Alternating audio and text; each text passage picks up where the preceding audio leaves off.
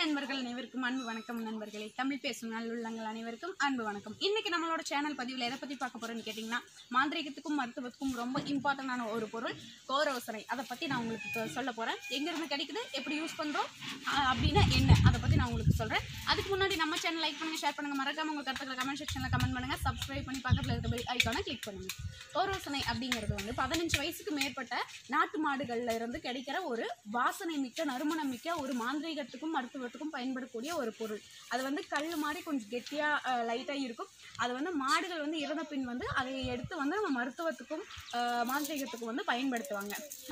அதில் 2 வகை இருக்குது, கஸ்தூரி கோரோசனை மற்றும் நாட்டு மாட்டு கோரோசனை. கஸ்தூரி கோரோசனை என்னன்னு கேட்டிங்கன்னா, கஸ்தூரி மான்லேருந்து கிடைக்கக்கூடியது தான் கஸ்தூரி கோரோசனை. அதிகம் துன்புறுத்துகிற மாட்லேயும் கோரோசனைங்கிறது இருக்காது. இப்பெல்லாம் கஸ்தூரி கோரோசனை கிடைப்பதில்லை. ஏன்னா மான்களை அழிக்கக்கூடாதுன்னு பேன் பண்ணதுலேருந்து அந்த கோரோசனை கிடைப்பதில்லை. நாட்டு மாட்டு கோரோசனை எல்லா நாட்டு மருந்து கடைகள்லையும் கிடைக்குது ஃப்ரெண்ட்ஸ்.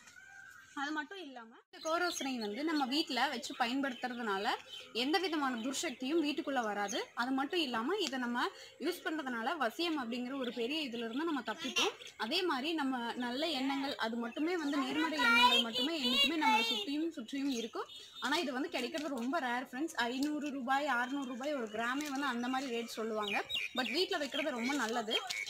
என்னடா இது மாட்டில் இருந்து எடுத்து இதெல்லாம் ஒரு இறந்து விலங்குல இருந்து யூஸ் பண்ணுறாங்க அப்படியெல்லாம் கிடையாது. அந்த காலத்தில் பண்ண ஒவ்வொன்றுக்குமே ஒவ்வொரு அர்த்தங்கள் இருக்குது.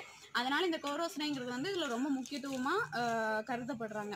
18 சித்தர்களும் கூட இந்த கோரோசனை யூஸ் பண்ணி தான் மருத்துவத்திலையும் மாந்திரிகத்திலையும் எல்லாமே பண்ணினாங்க, நல்லதும் பண்ணாங்க அப்படின்னு சொல்லி நிறையா புக்ஸில் எல்லாமே கொடுத்துருக்காங்க. இந்த பதிவு உங்களுக்கு பிடிச்சிருக்குன்னு நான் நினைக்கிறேன். நம்ம சேனலை மறக்காமல் லைக் பண்ணுங்கள், ஷேர் பண்ணுங்கள், கமெண்ட் பண்ணுங்கள், சப்ஸ்கிரைப் பண்ணி பக்கத்தில் இருக்க பெல் ஐக்கானை கிளிக் பண்ணுங்கள். உங்களுக்கு என்னென்ன விஷயங்கள் வேணும் அப்படின்னு சொல்லி மறக்காமல் கேளுங்க. இதே மாதிரி இன்னொரு வீடியோவோட உங்களை நான் சந்திக்கும் வரை உங்களிடமிருந்து விடைபெறுகிறேன். நன்றி, வணக்கம்.